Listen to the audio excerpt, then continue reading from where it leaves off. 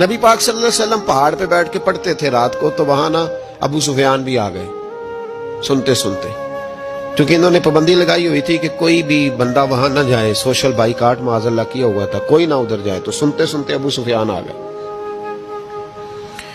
کہتے ہیں حضور قرآن پاک پڑھ رہے تھے تو مجھے لطف بڑا آیا سننے کا، تو وہاں ایک قریب جھاڑی تھی، تو ابو سفیان جھاڑی میں بیٹھ گئے۔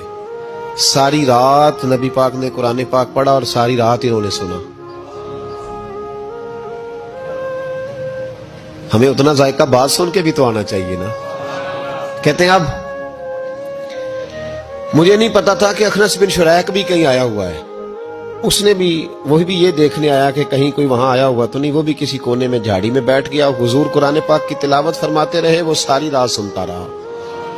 ادھر سے کہیں ابو جال بھی آ گیا، پتھر دل تھا، پر میرے مصطفیٰ قرآن پڑھتے تھے تو کان اس کے بھی کھڑے ہو جایا کرتے تھے۔